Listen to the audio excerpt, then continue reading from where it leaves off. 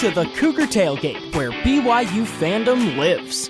Here's your hosts, Jason Shepard and Lauren McLean.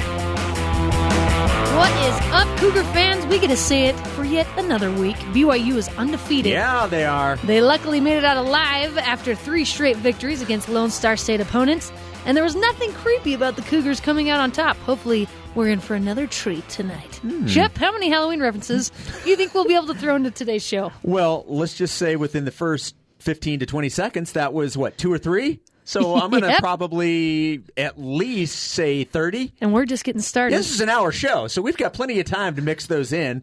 What's up, everybody? Jason Shepard with you. Happy Halloween to everybody. Coming up on the show, we're going to get into the spooky spirit. See, there's another one. And talk about the scariest, yet another, BYU football players. So the scariest BYU football players, we're not talking about physically they're scary looking. Talking about the way they play. Well, maybe some. Some of them we'll are. See. Yes, yeah. But if they are scary looking, we're not going to bring that up. We won't tell. We won't say anything about it. Them. On the air, at least. Yeah, so we'll talk about the scariest BYU football players. Also get to know today's opponent like we always do on the program. It's the Western Kentucky Hilltoppers. No, not the Big Reds. That's just the mascot's name. And speaking of the mascot, we got a lot of stuff to talk about the mascot. I'm still not 100% sure what that is. I'm not either. It's weird. Honestly, the first thing I think of when I see their mascot, and the mascot is named Big Red. They are the Hilltoppers. We'll also explain where the nickname comes from. But every time I look at that mascot, Big Red, I for some reason I don't know if it's Grimace from McDonald's or if it's like the big Mayor McCheese. There's something McDonald's related that always comes to mind when I think of that Big Red mascot. Look it up, you guys. It's literally a giant red blob with it's like eyes. A ball or a blob. Yeah. Again. It's furry. He's called Big Red. He's called Big Red, and apparently they love him. Yeah, I guess so. Well, on the holiday where everyone loves putting on costumes and masks, we'll take a closer look at the creatures on the sidelines during every game. BYU and WKU boast 2 of the most popular mascots in college sports. We just mentioned one, the Big Red Blob. SiriusXM ran a Twitter poll where Cosmo and Big Red were the 2 finalists. So leading up to the game this week, ESPNU held a virtual pep rally where the 2 mascots could face off, and we're going to listen to a clip from that event. Well, now, we're not going to actually hear from the mascots, right? Because mascots don't talk. Hey-oh, no, they don't. Okay, so that's what somebody actually said, hey, you know what you should do? This was like an idea for BYU Sports Nation this week. Somebody said, why don't you get Cosmo and Big Red on the show and interview them? To sit there in silence. I thought, well, since they don't talk, that may not necessarily fly as a segment. I have to say that I actually have interacted with several Cosmos. Being the sideline reporter for football, they've had to tell me, kind of whisper some things. I don't know if I'm even supposed to talk about that. I don't even know what you're talking about. But mascots I know. aren't. Listen, I don't want to burst everyone's bubble. They're unable to talk. It caught me off guard. Literally, when Cosmo came in, he whispered something in my ear. I remember I was sideline reporting one game, and I was like, ah! It kind of scared me. No, you just don't. You expect don't talk. It. Yeah, you don't expect it at all.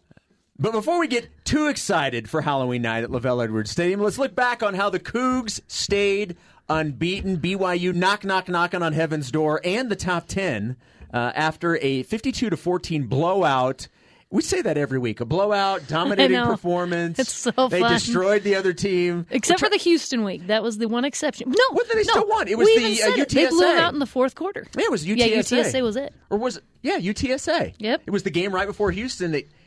Again, we look back on that game where it was close. Closer than certainly we all expected. That may have turned out to be a blessing in disguise to kind of jumpstart the team for the rest of the season. Yeah, I think so too. Especially with Boise State on the horizon next week, and boy, next week's show is going to be fun previewing that one.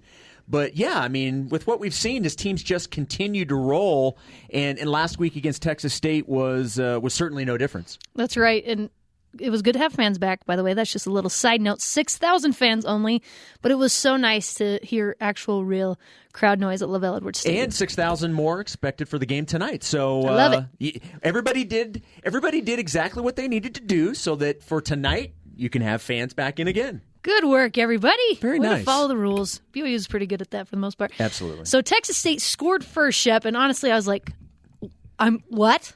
What? Well, it's because they came out with this weird formation where they had 3 offensive linemen when you have 5 offensive linemen, but they came out with only 3 and then put the other 2 offensive linemen far away, like in where you normally would line up a wide receiver, and BYU was like, what? I'm sorry, what are you doing? Excuse What's me? happening What is happening here? Do, do, do, do, do, do, do, do. That's kind of what it felt like. But if you're a team that's favored to lose, if you're like a 30-point underdog, you better be pulling out all the tricks. And it worked because BYU Spavital did that. Had no idea how to handle it. Now, after the first series, BYU adjusted, and then it was game over at that point. But it's still kind of shocking to see how they went down and scored right out of the gate. They bulldozed the Bobcats after that 28-0 run in the first half. Yeah. So BYU's like, yeah, we ain't playing that game. We're not going to play that game.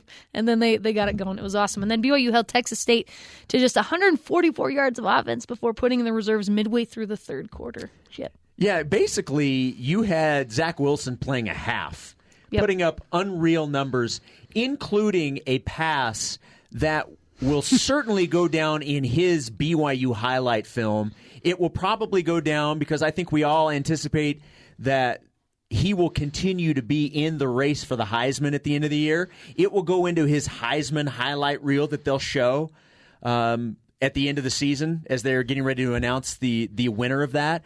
Like, it was a pass from one side of the field. It was from the right side all the way across his body, across the field, into the end zone. 60. How many yards? Basically, the football was in the air for 64 yards for the touchdown. It was unbelievable. He rolled out to his right near the sideline, and coaches will always tell you, you never throw across your body to the other side of the field. Mm-hmm. Not only did he say, yeah, I'm going to do it anyway, because I can do this, it was all upper body, all arm strength, and 64 yards in the air. It was a dime. Yes, it was a dime. Yes, a dime into the corner of the end zone. It was awesome. Listen, people call Taysom Hill Captain America.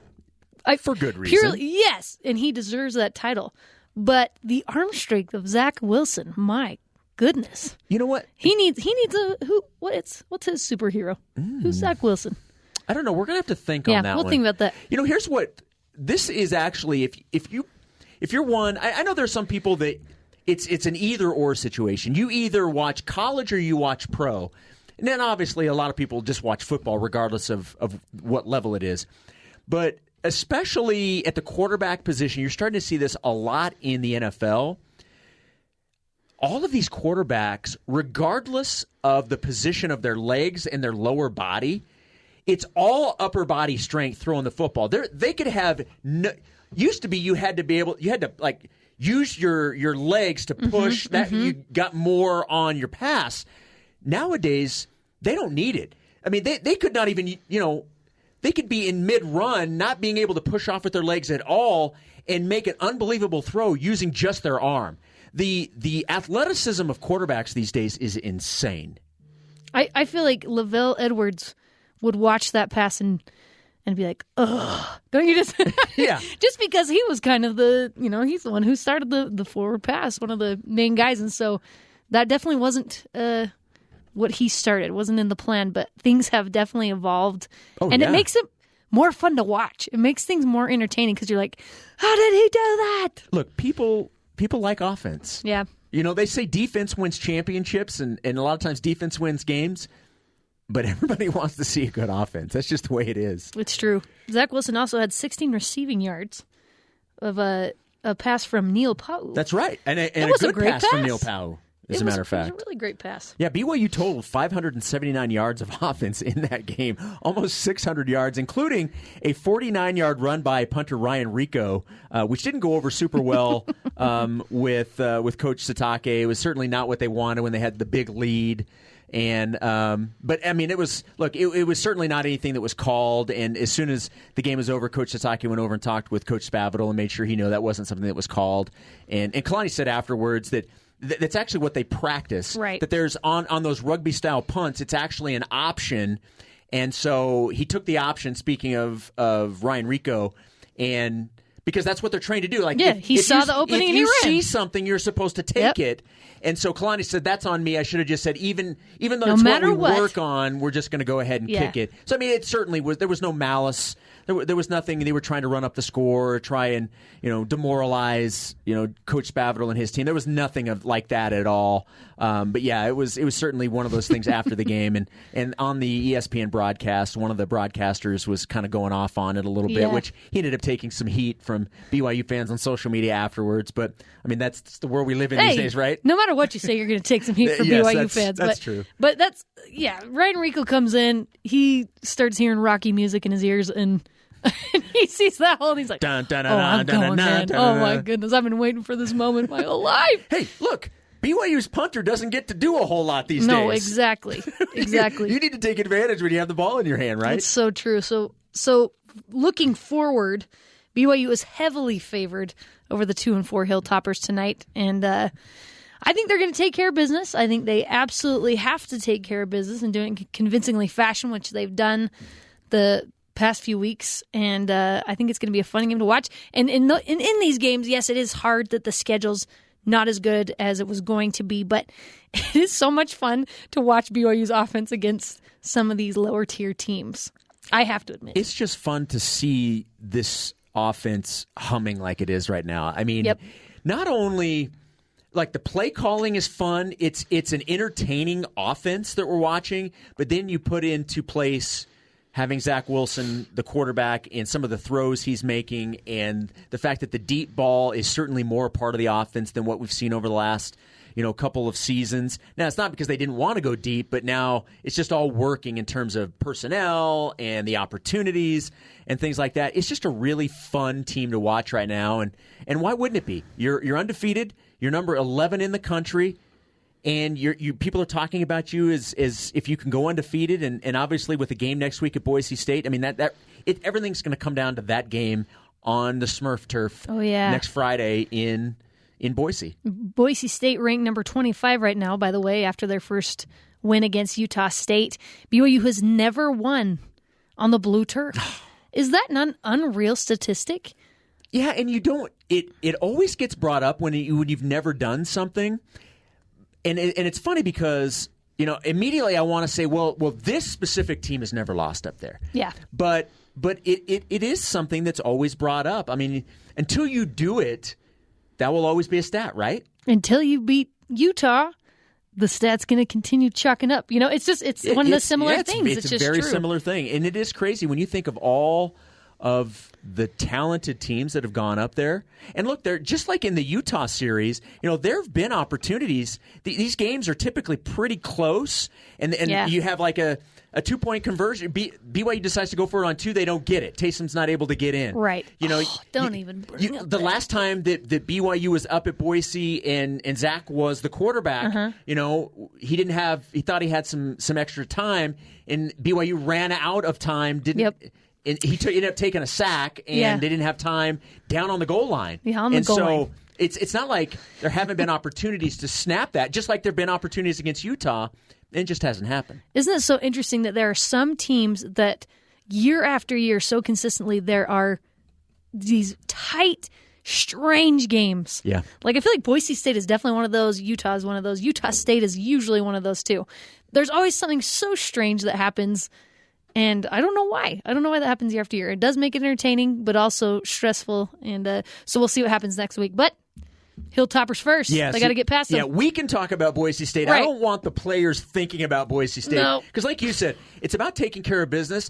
And ahead of the Boise game, BYU needs to have another one of those performances that gets people's attention because the opponent is somebody that you're expected to beat handily. You need to go out there and do that. Mm-hmm. Keep up the high scores, the wide margins of victory so that you stay as high as you can in the polls so that when BYU beats Boise, maybe you can jump even higher. So this is an important game in terms of staying relevant in the polls before the Boise game. The fact that BYU is knocking on the door of the top 10 with the schedule they've had is absolutely incredible. But a bunch of teams start playing this week, too. So that could be a little detrimental for BYU. So even more so, they need to start playing just out of their minds. And even the win against Boise next week, I think, has to be pretty convincing as well to keep climbing and staying in the conversation. Coming up on the other side, we're going to get to know a little bit more about Western Kentucky. We're going to talk with a guy. His name is Paul Just, and he is a sports information director emeritus and a historian for the Hilltoppers. He has seen like 50, almost 60 years of athletics at Western Kentucky. And we'll get the scoop on BYU's opponent coming in tonight, the Western Kentucky Hilltoppers, when we come back on the Cougar Tailgate.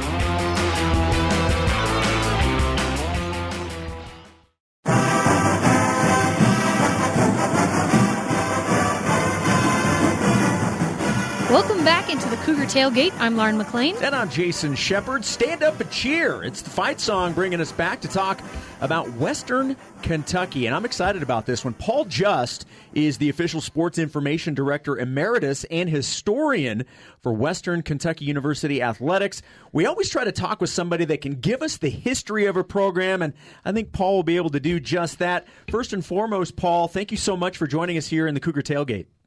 My pleasure. Great to be with you. So, how did you get into the job of historian for the athletic department? Is there a story behind that? I got older than everybody else. Well, that's probably part of it, right? I'm old and still around, and fortunately, I haven't lost all of my memory.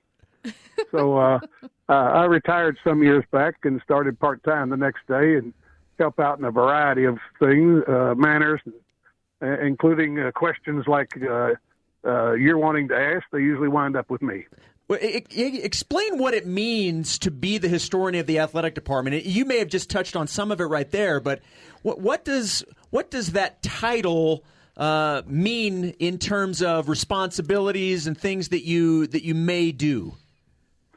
Well, I deal with questions that arise that these younger folks won't be able to answer without a lot of research. I know where to find some of those things, and I can help out in those ways. I deal with part of that is sort of alumni relations with former athletes.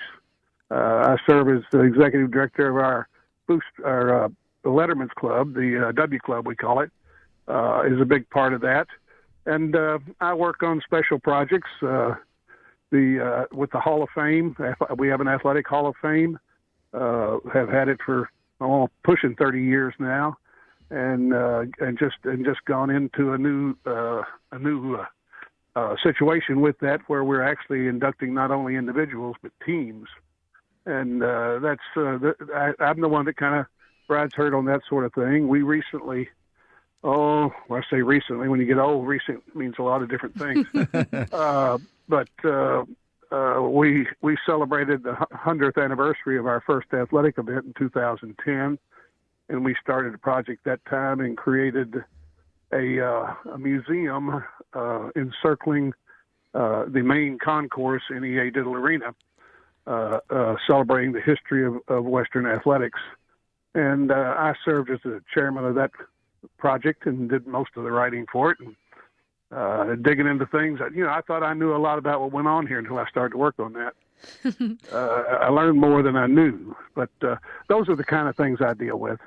Well, good for you. That's got to be really fun to be able to still be a part of that program and just keep working, keep going. And Paul, who are some of the prominent names we should be familiar with when it comes to Western Kentucky athletics through the years? Well, in all sports, We've had a great number of football players that have done quite well. Of course, we played in the early days. There wasn't much organization, and then the NCAA comes along in 38 or 39, and things begin developing. We played college division at that time, and the major schools were in university division, and I would assume BYU has been all along, probably so. Then we went from there to Division I and Division II, and we were Division II. Then they created 1AA for the larger former Division II schools as a part of Division I, and then we moved up to Division 1A. Now football bowl group, and we did that back about 12 years ago, 2008.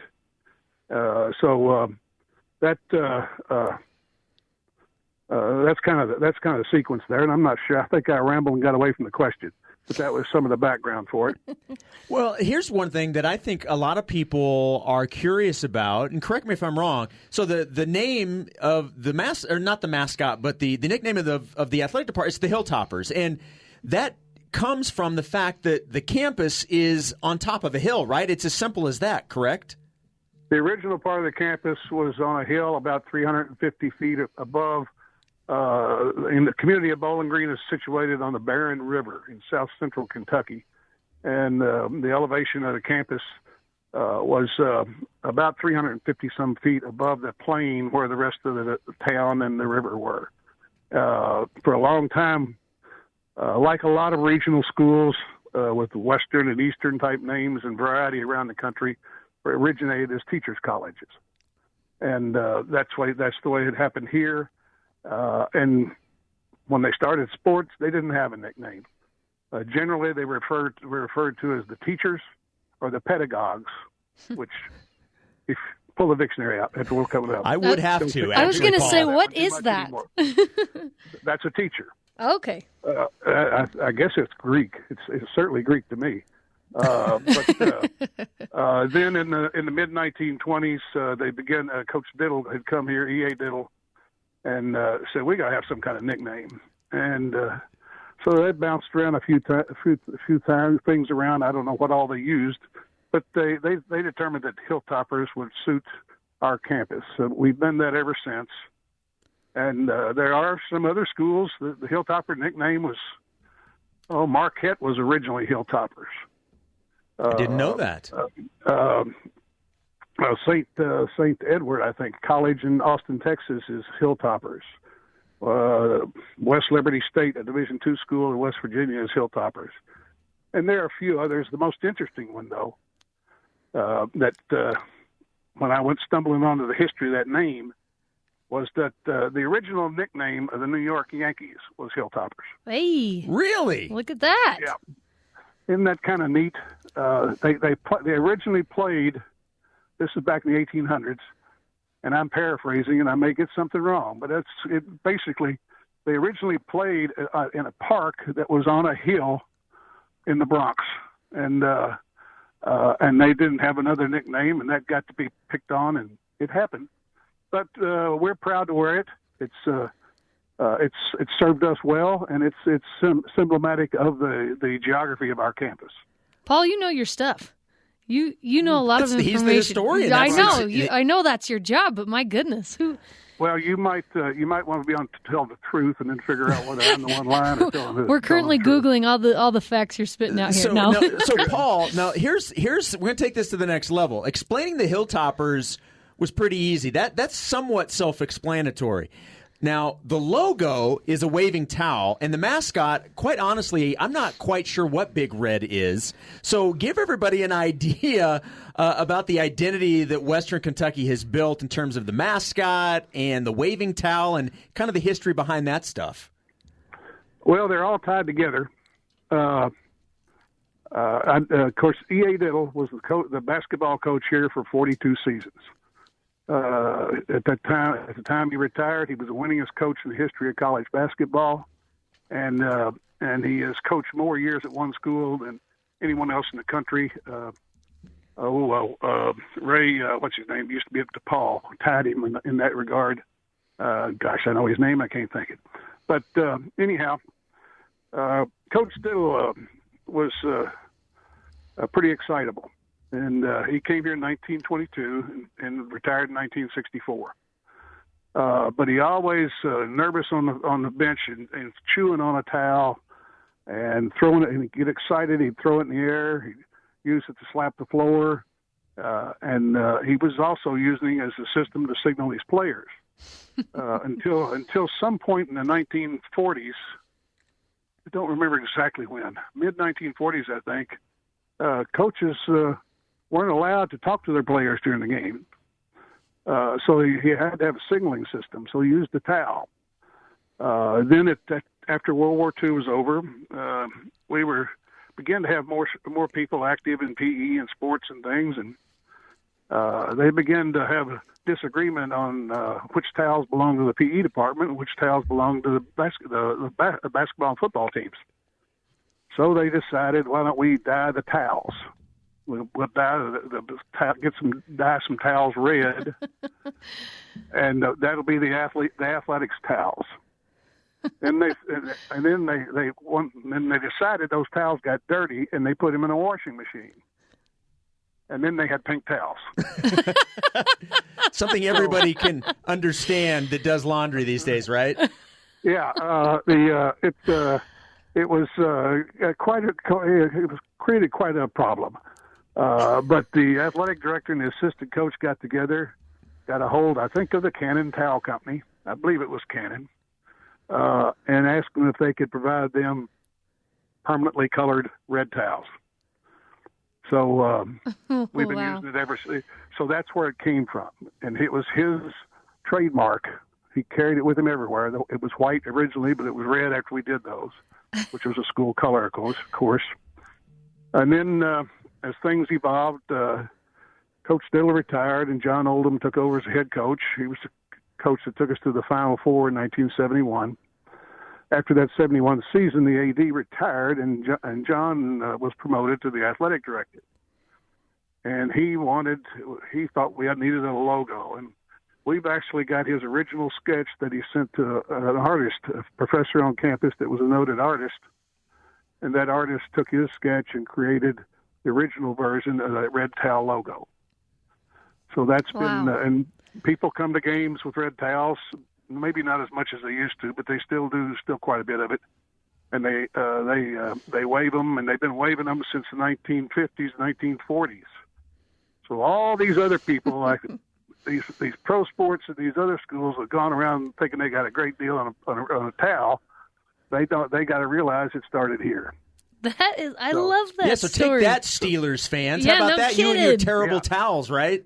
Yeah. Well, I wasn't going to say Steelers out loud, but that's one of them. We'll say it for you. Yeah, but we've been doing it here a long time, and we've got some great photos of Diddle Arena seats at one time seated 13,000 people, and when that place was packed and the red towels were up big, it was pretty intimidating.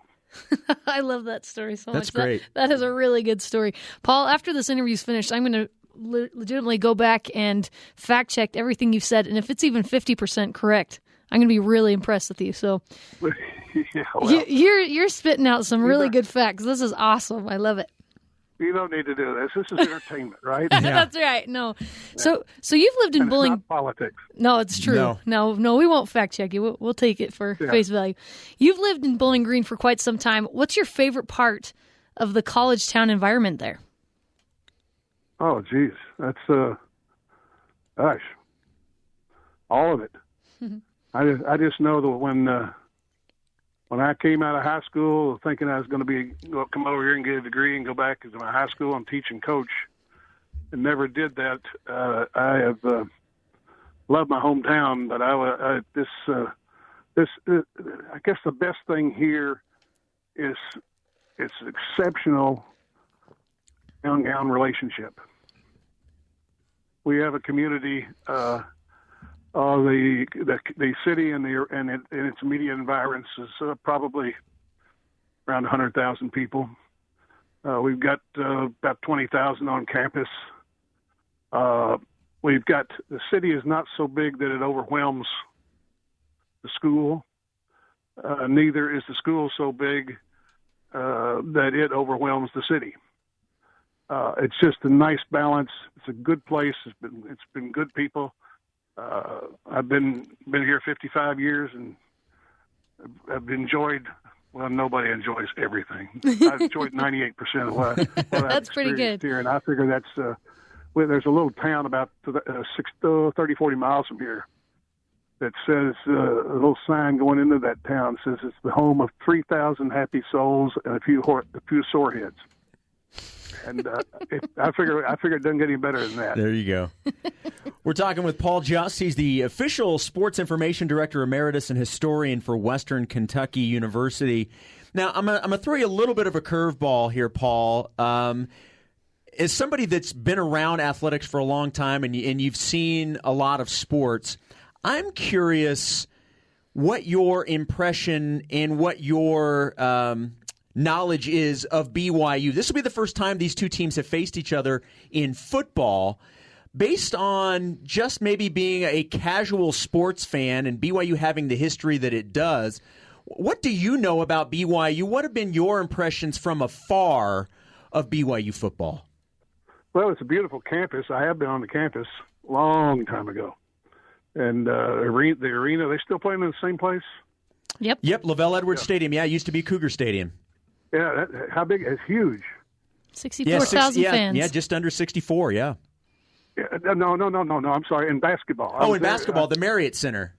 Well, it used to be the Smith Field House. Yeah, it used to be House. at the Smith Field House prior to the Marriott Center, but the Marriott Center's been here for quite a while. Yeah, it was like 20,000 seats or so. Yep, exactly. Like Yep. Yeah, that's the one. It's probably been 30 years ago or so. But I know it's a beautiful place, and I know they've got a great reputation, and had some great people come out of that sports program. Particularly football and basketball. I'm not as aware of. I'm not aware of a lot of details, but particularly not the other sports. And I'm sure they got a well-rounded program altogether. One of my former assistants spent several years there as an assistant in the SID's office. Who was that? His name was Jeff Reynolds. I know Jeff Reynolds. You know Jeff Reynolds? Now he's a volleyball coach. He's a volleyball coach down at Snow. That's right. Jeff worked Small for me world. for 2 years as an intern, and one of the best interns I ever had. And he's a sharp young man. Yeah. But I know they put out good people. I know it's going to be quite a test for us tomorrow. But we'll give it our best. We'll give it our best. Our coach does a good job of getting them up for games and getting them prepared. And we'll give her a good shot. I understand you got a quarterback that's playing pretty good. Yeah, he's playing decently well. He's on a roll, to say the very least, right now. Yes. Yes, Paul. And speaking of Western Kentucky and the game tonight, what is a player or storyline about this year's squad that BYU fans can look out for while watching the game? Well, the storyline. We've struggled. We've shown some good play at times, but we have improved. We're coming off of a wonderful year. It ended in a wonderful way. A kid kicked a 52-yard field goal with no time on the clock. After the other team had 12 men on the field for when he kicked it the first time. But we're a developing team. We have some experience in the lines, and we are we do our darndest to be competitive. We've lost a couple of tough ones. We won a couple of close ones. It's part of the game, and we still have hopes of having a fine second half of the season. Paul, we've got one last question for you before we let you go, and we thank you so much for giving us this amount of time today. We certainly appreciate it. But and this is something you do not have to be a historian of any university to be able to answer. So we're going to end with a complete softball. Since it is Halloween, what kind of Halloween candy is your favorite? What is the go-to candy for Halloween in the Just House? Well, considering I'm trying to lose weight, it would be whatever's sugar-free, probably. Well, there's no fun in that, Paul. Oh, come on, Paul. But if I had a favorite all time, it would be a Hershey with almonds. Ooh, okay, very nice. That's my dad's favorite too. That's a good one. Yeah, dead center on the chocolate with good old almonds in there too, just to break it up. You can't go wrong. No, Can't go wrong with that. Yep. All right, Paul Jess has been with Western Kentucky Athletics for the better part of 6 decades. Thank you so much for giving us some stories of the program and from your time there. My pleasure. Great to be with both of you. That was awesome.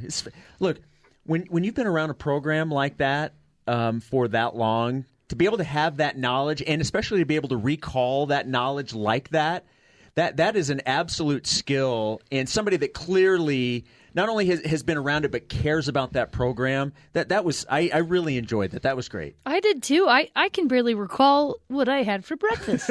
I could never be the historian of a school, so I was fascinated with everything that Paul had to say. He's He's a fantastic guy. That was. I'm grateful that he got to come on with us. And now I want a Hershey bar with almonds, So because that do I. sounds pretty good. It's my dad's favorite, so it's kind of nostalgic for me. When he said that, I'm like, oh, yeah, Hershey with almonds. I love it.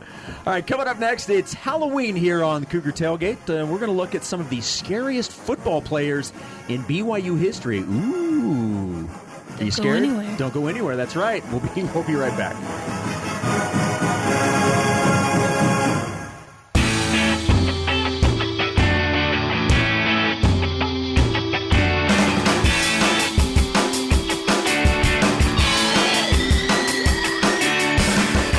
Welcome back to Cougar Tailgate. My name is Jason Shepard. And I am Lauren McLean. Today is Halloween, and whether you're really into decorating the house, dressing up, and scaring all the neighborhood kids, or who doesn't like to scare kids, right? I do, for sure. And more along the lines of cuddling up to watch The Great Pumpkin, Charlie Brown. It is the one day a year where we let ourselves get scared, even just a little bit. Okay, before we get into this topic, fan of Halloween or not? Fan.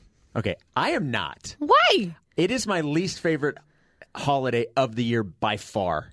Because you are scared of things? I don't like to be scared. I am not comfortable dressing up. I try not to eat a ton of sweets. Okay. Like all three of those things, you hate fun. You hate fun. You hate.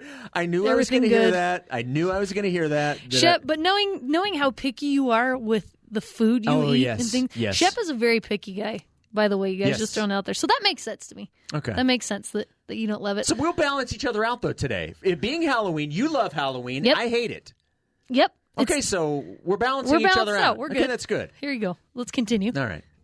All year, Zach Wilson has been giving opposing defensive coordinators nightmares. Chug it up. Right now, let's talk about the other scariest players in BYU history. Shep, you start. All right, how about we start? And again, scary, I'm going to define scary as scary for the opponent. Because there's nothing scary about Kairos Tonga if you know him. In fact, a gentle giant. The guy is just a big teddy bear. But I'm going to go with Kairos Tonga because I know in talking with opposing head coaches for pregame on the radio, I know how scared opposing coaches are of Kairos Tonga. Oh, yeah. Because they all know where number 95 is when they are getting ready for a football game against BYU. They know Kairos Tonga. The guy officially listed at 6'4", 321, and this is a guy that when you're only rushing three, as BYU's defensive line does, the fact that he can, by himself, handle essentially both gaps in front of him, the two gaps in front of him, tells you all you need to know about his talents. And I do want to tell a story about Kairos Tonga in terms of him not being a scary human being, just being an absolute teddy bear. So 2 seasons ago now, it was, and I may have told this story before in other areas, so if you've heard this will be a little refresher. So there was the BYU Fan Fest that we've had over the last couple of years, and in Nashville 2 years ago, Kairos happened to be one of the players that was there. And so it was May in Tennessee. Obviously, you're in the Midwest, so you have a lot of humidity. And that day was pretty warm and had a lot of humidity, as you would certainly expect at that time of the year. And I remember being behind the autograph line for Kairos and the other players that were there. And there was this woman, this older woman, who was kind of walking in circles, just kind of trying to see where she wanted to go. And you could tell she was really, really hot. I mean, like, it was really affecting her. And I see Kairos Tonga get up out of his seat, walk over, there was a cooler by where they were at, grab a bottle of water, and walk out to her and say, "Ma'am, would you like this bottle of water?" Oh, he was what a sweet... You can't tell a pregnant in these stories. I interviewed him after. I said, "Kairos, you're just a big softy, aren't you?" You actually shared a chair with Kairos Tonga, did you not? Not just a chair. We shared a swing. A swing. That's right. We shared a swing in Nashville. So that is a story scary for the opponents, not a scary human being. He is a great human being and a softy. So I'm going to go with Kairos Tonga for one of mine. Who are you going to go with? I love that. One of mine, kind of along those same lines, the furthest from scary human being there is Dennis Pitta. Yes. We all know and love Dennis Pitta. He's absolutely hilarious. But again, for the opposing team, he was a scary guy because when he started his career, he was unassuming. He was a preferred walk-on. No one even paid attention to the guy. And then he ends up as being one of the best tight ends in the country and probably the best tight end in BYU history. I like this little stat. In 2009, he was, stats-wise, the best tight end in college football, but the Mackey Award went to Aaron Hernandez from Florida instead. Interesting. Very interesting there. But Pitta had 2,901 receiving yards on 221 receptions in his 4 years with the Cougars. Very scary. Had a great NFL career Won a Super Bowl before he got hurt. Yes, and he played a huge role with the Baltimore Ravens, so much so that they loved him even after he retired. Yep. They made him stay and do some, is it radio? He does some radio broadcasts for him? Yeah, I don't know if he still does that. I don't know if he's doing them this year, but yeah, I know as of last year he was still doing them. I guess maybe I maybe need to find out if he's still doing those. But, well, he and Joe Flacco were like best friends. Oh, yeah. On the field and off. They love to hang out. And then obviously if you're Joe Flacco back in the day with the Ravens and you've got a guy that's as sure-handed as Dennis Pitta, yeah, of course he's going to be your best friend. Well, that's why I think he's up there in the scariest players because he's so unassuming. Like if you know him off the field, you're like, psh, this guy. You know what I'm saying? He doesn't scare you in the slightest. And then he's a force to be reckoned with on the field. All right, let's stay in the AFC North in terms of former Cougars that ended up in that division. We're going to go with Brett Kiesel. Yes. Now he's another defensive lineman. I went with Kyrus with one of mine. Stay on the defensive line with Brett Kiesel.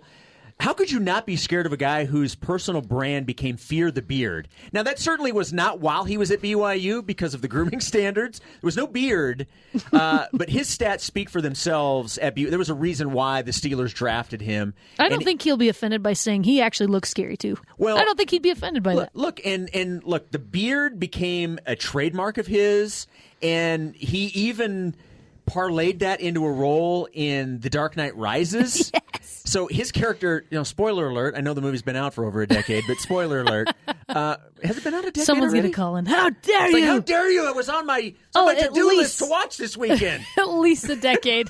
Yeah. At least a decade. So he dies. He dies in the movie. Yeah. Field collapses. The field, yeah. Unfortunately. Yeah. So, again, spoiler alert. We apologize if you're hoping that Brett Kiesel is the hero of the story. But, yeah, so I'm going to go with Brett Kiesel as one of my other scariest players for BYU. And he is a great human being. I interviewed him on the sideline a couple years ago, and he was hysterical. Loved the guy. Okay, my next one, who actually does scare me a little bit. I'm not going to lie to you. Luke Staley. His calves scare me. Biggest calves I've ever seen in my life. They are huge. No, I know. My goodness. No wonder why he did so well as a running back, but couldn't stay healthy. Dang it. That was such a shame. his Achilles heel. But Staley's junior season, he rushed for over 1,500 yards and scored 24 touchdowns on 8.1 yards per carry. Those numbers earned Staley the Doak Walker Award, given to the best running back in college football. And that was in just 11 games because he was injured. I remember watching him receive that award, and he was on crutches. Yes, that's right. Poor guy. He was a phenomenal, phenomenal athlete. Yeah, he was. He certainly gets mentioned as one of the best running backs ever at BYU, and I'm still not sure that's giving him his just due. He was a dominating running back at BYU. I mean, he was that perfect combination of the bulk and the size that you want for a bruising back, but also had this unbelievable speed. I think the highlight that almost every BYU fan that was around at that time was when he runs around the side in the Utah game for the winning touchdown. And I still get chills thinking about that moment. I was in the press box covering that for one of the sports radio stations in Salt Lake. And I mean, I had chills then, and I still have chills now even thinking about that touchdown. That's a good one, Luke Staley. I'm pretty sure BYU fans wept when he got injured. I think it was against Hawaii, was it not?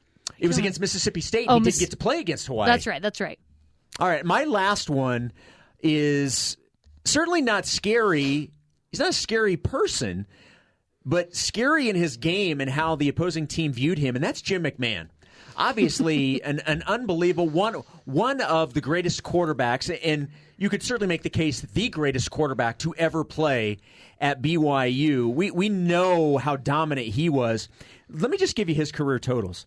So his career totals while at BYU, 9,536 passing yards, 84 touchdowns, and that doesn't even include bowl games, by the way, okay? McMahon left college with 70 NCAA records and tied for one more. He's in the College Football Hall of Fame. His game, certainly scary, and by that I mean scary good. It's so fun reading Steve Young's autobiography when he talks about being behind Jim McMahon and just how intimidated he was because how good he was. In all of college football at that time. He was so dominant. He would just come out and dominate games. And his persona, his personality. I don't care. Yes, was it honestly, I've got to assume it was super intimidating. I'm sure. You know what I mean? He's still intimidating with those glasses, his sunglasses that he never takes off. Intimidating guy. Very intimidating. All right, who's your last one? My last one is, last but not least, Ziggy Ansah. Love Ziggy. My goodness. Guy comes from Ghana. He tries out for the track team, but he's running people over. He was too big to run track. So they had him go try out for basketball. And Dave Rose is like, I think you need to play football, man. I'm going to send you over to Bronco Mendenhall. And then Kyle Van Noy, bless his heart, has to help him put on his pads and tie up his cleats. And then he becomes the 5th pick overall in the draft in 2013. The guy's 6'5", 275 pounds. And he's doing great in the NFL right now. Yeah, he dealt with some injuries over the last couple of seasons, but now he's with the San Francisco 49ers. And, yeah, I mean, this is a guy, unbelievable story to begin with. And the fact that he's even in the NFL, honestly, we see all these inspirational sports movies from Disney. Ziggy Ansah absolutely could be one of those stories that Disney produces and comes out with a movie about his life. I mean, it's that good. Love that guy. Well, guys, let Shep and I know. Tweet at us what you think are some of the scariest BYU players, football players in history, because I would love to know what your thoughts are, because we left out a lot of very scary guys on the field. But coming up next, we're going to be talking about the two mascots, Cosmo the Cougar and Big Red from Western Kentucky. Who's the best? Their mascot is not a stick of the gum, by the way. No, it's not. It's definitely not that. It's a big red blob. But anyway, ESPNU did a little virtual pep rally. We're going to listen to a little bit of that coming up on the Cougar Tailgate.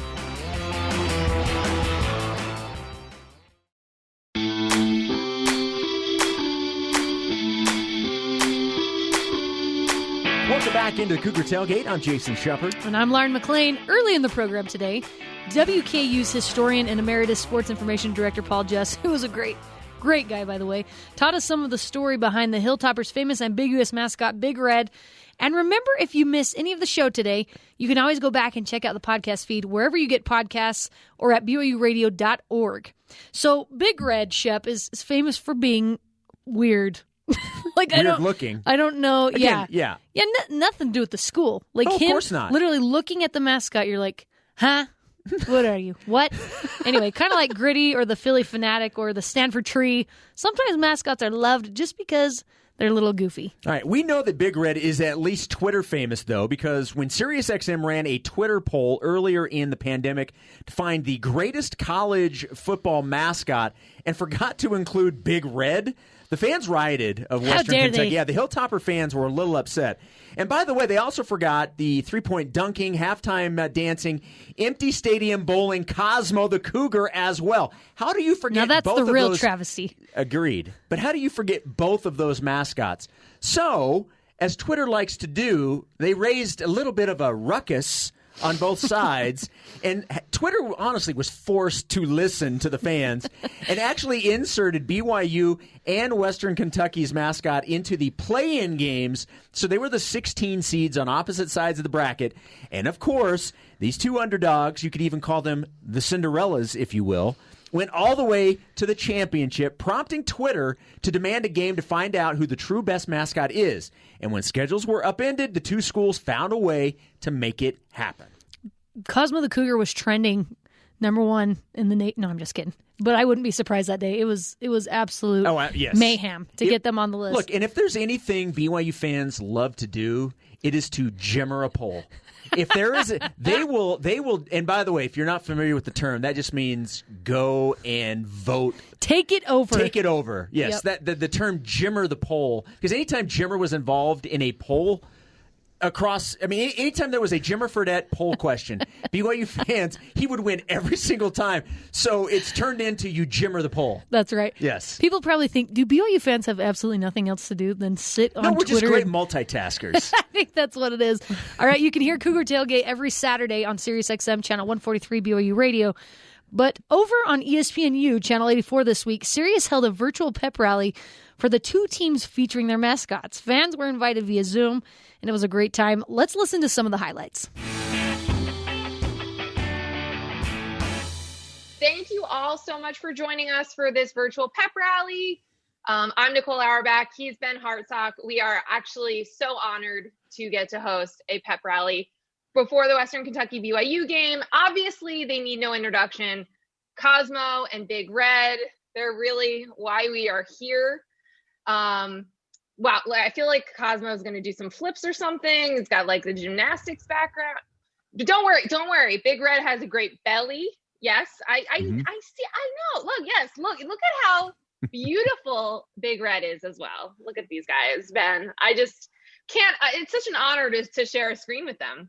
On Halloween to celebrate, we've all got some different costumes. I had an outfit, but it doesn't quite you work.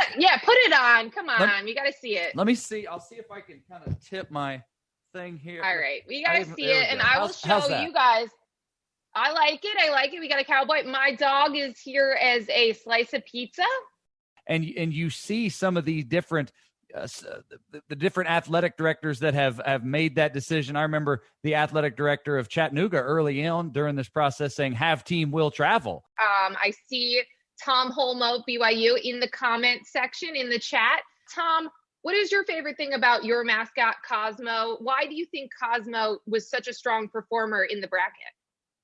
Well, I think that like one of my favorite, back when I was a kid, I used to watch ABC Wide World of Sports. And I think Jim McKay would say the color and pageantry of college football. And I really think that the mascots and the bands and the cheer squads, and I think they add an essence to the game. We don't really have that right now, Nicole. Some of these schools, when you get to a game, all of that's missing.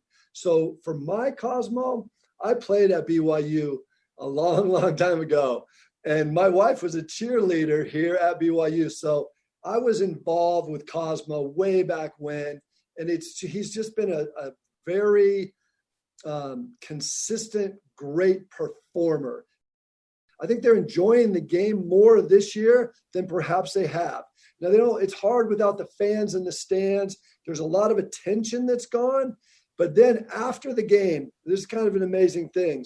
We have had some really good success this year, but after the game, the camaraderie and the sportsmanship between the two teams after the game, I've never seen anything like it before. They get together because they're like, hey, it's like Sandlot. You know, after the game, you're down at the park, you played the game, you're going home to dinner and go, I'll see you tomorrow. We're not going to play them again, but the camaraderie and the unity of college football right now, if you look carefully or you know what you're looking for, you're going to see it. If Johnny Linehan, I see him there. He's a former BYU punter. He is now joining us.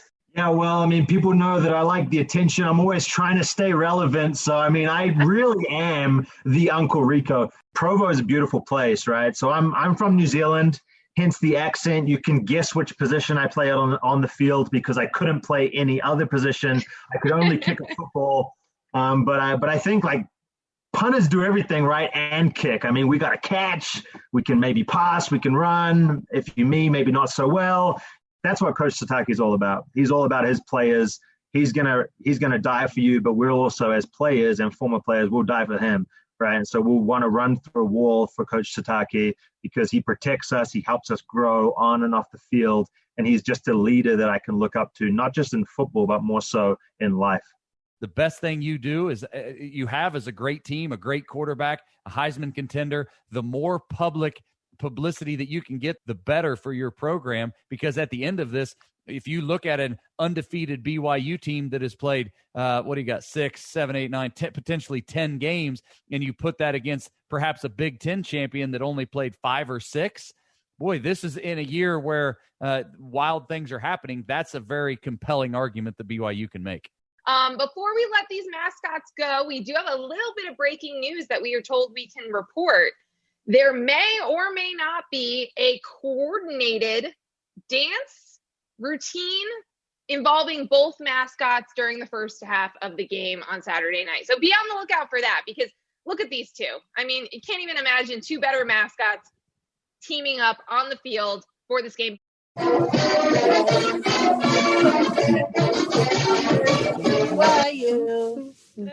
You know what, Lauren? There's nothing more 2020 than a virtual pep rally. It's No, all there virtual isn't. these days, you know? Where the people have pom-poms over Zoom, like, yeah! I would hope so. I hope they did. Like, if it's a virtual pep rally, you do everything you would do at a normal pep rally. You just do it on your computer. So I'm certainly hoping so. But yeah, that was pretty cool to actually get that going. And obviously, it was a nice tie-in with this week with BYU hosting Western Kentucky. That's right. By the way, Shep, I taught my 1.5-year-old son the Cougar fight song. Mm-hmm. And he loves it. It's what he was always like, "Mama, rah, rah, rah, rah, rah." He loves doing that part. I thought you would love that. It's it's a great fight Tugs song. at the old heartstrings. There's nothing better than teaching your children when they're young. I have, honestly, on my phone to this day, I still have videos, and I don't have it with my two older kids, but with the two younger kids, when I had more, the phone was more of a thing. Right.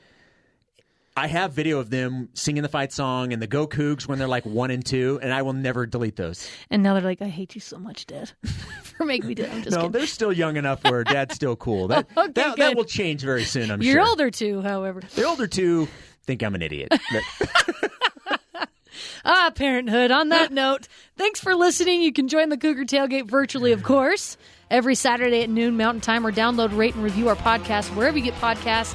Apple, TuneIn, Stitcher, Spotify, or on BYURadio.org. It's a spooky matchup with Western Kentucky this Halloween night, and then Boise State on the horizon for next week. This is Cougar Tailgate.